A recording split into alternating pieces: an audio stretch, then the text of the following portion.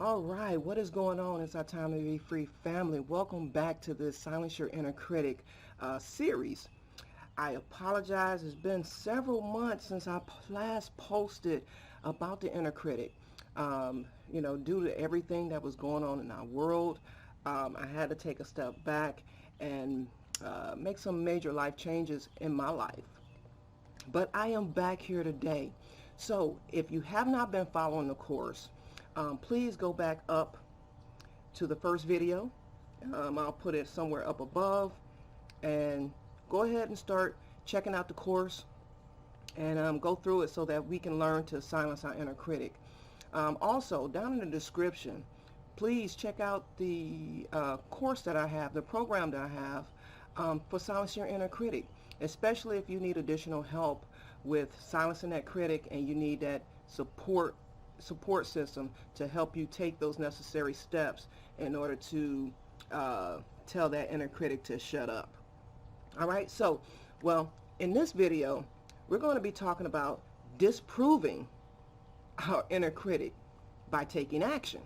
All right, because sometimes the best thing that we can do to silence our inner critic is just to take action. You know, as Nike says, just do it. It's time to stop sitting around and allowing these negative thoughts to control our life. We are in control of our life. We are in control of our thoughts. So if we can master our thoughts, we can slow down that inner critic, or we can even become aware of that inner critic more quickly so that we can change and reframe those thoughts that we have. Okay, now I realize that, just doing it is not that simple. I realize that. But taking some of the proactive steps or making even the slightest change can actually pave a path that you need to break free from those mean inner thoughts that we have, that mean dialogue that we have going on inside our brains. All right, so when you can physically or mentally make a change, it really disrupts the negative pattern. So today we're going to take a look at some practical ways that you can do this. Okay, so the very first thing that you want to do is to take one small step. Okay, we're taking baby steps here because everything that we're working through, it doesn't happen overnight. So in order to make changes in our life, sometimes it's not good to take a huge leap, but it's better to just take one small step. Just one small step toward completing the thing that your inner critic says you can't might just be what pushes you forward, might be the thing that motivates you to keep you going. So when you tell yourself you'll never finish the job, think of one thing that you can do as soon as possible toward getting started. All right? If you're afraid to try for a promotion at work, take one action to move toward that position. These are simple things that we can do in order to increase our self-confidence and disprove our inner critic, telling our inner critic we can do it. All right? So it can be talking to a friend to get some insight, or working on improving your resume. Whatever the case may be, take that one small action toward achieving that goal. One small step is at least something, and it's often enough to shut up your inner critic, at least for a little while. All right? The next thing is remember your assets. When that voice starts telling you all the bad things about you, get out a pen and paper. You can use your computer, some type of word processing program, or you can even use your phone's notes section to take notes. Any of those things will do. Whatever you have readily available to, start writing something, to start taking notes. Just find a way to put it out into the world, all the positive things about you, your personality, your intelligence, and your skills. Doing this will be a reminder to you, and it will help you disprove your inner critic. The next thing is we want to turn that frown upside down. Guys, may seem simplistic or whatever, but sometimes it just helps to smile. Yes, yes, yes. You heard me right. The simple act of smiling can improve your mood immediately. Just smile. Smiling has actually been shown to release these endorphins and serotonin into our brain. The same is true for exercise. So these feel-good neurochemicals can really perk up your mood, leading you to feel better. So remember that thinking and feeling go hand in hand. If you can make yourself feel better, your thinking improves.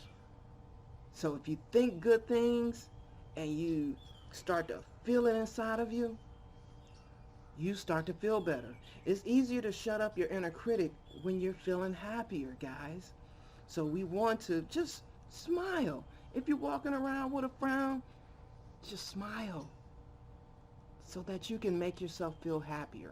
All right? These are things that you can do, practical things that you can do right away to shut up that inner critic.